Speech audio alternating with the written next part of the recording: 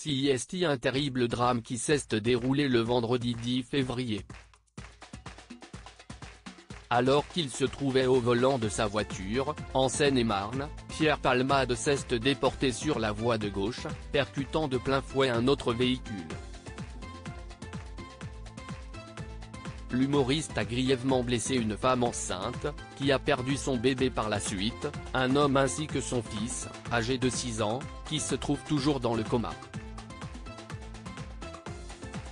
Une enquête pour homicide et blessure involontaire par conducteur ayant entraîné une incapacité totale de travail supérieure à 3 mois a été ouverte. 3 jours plus tard, Sylvie Ortega-Munoz avait fait quelques confidences sur la relation entre Ludovic Chancel et Pierre Palmade, dans les colonnes de Public. À l'époque où Ludo a rencontré Pierre Palmade, il vivait une descente aux enfers. Avait-elle débuté avant de poursuivre, les seuls liens qu'il avait été la fête, la coke, rien d'autre. Une amitié qu'elle qualifie de malsaine et que Sheila avait beaucoup de mal à cautionner, avait-elle déclaré.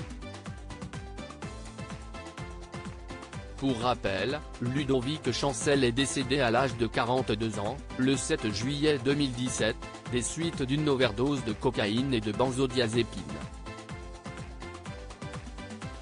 Lors de cet entretien, Sylvie Ortega-Munoz s'était lâchée. Elle avait ensuite affirmé que cette amitié était liée par une histoire d'argent, avant d'apporter des précisions. Il y avait un appartement dans le quartier idéal que Ludo échangeait avec lui, s'est-elle souvenue. Pierre Palmade faisait de grosses crises d'angoisse à l'époque et il était jaloux de moi, à cause de ma relation amoureuse avec Ludovic, a-t-elle poursuivi avant d'indiquer, c'était moi et personne d'autre pour la simple et bonne raison que Ludo n'était pas gay. Cette amitié était malsaine. Concernant l'accident de l'humoriste, Sylvie Ortega-Munoz n'a pas mâché ses mots, affirmant qu'elle est très en colère contre Pierre Palmade. Cet accident n'aurait jamais dû se produire. Ok, CIST terrible pour Pierre, mais à l'heure d'aujourd'hui, je ne pleure pas pour lui, avait-elle précisé avant d'ajouter, CIST un acte suicidaire pour soi et meurtrier pour les autres. Des propos très remarqués et un accident qui doit certainement rappeler de mauvais souvenirs à l'ancienne compagne de Ludovic Chancel. Ludovic Chancel et Pierre Palmade, ont-ils été aidés par leurs proches?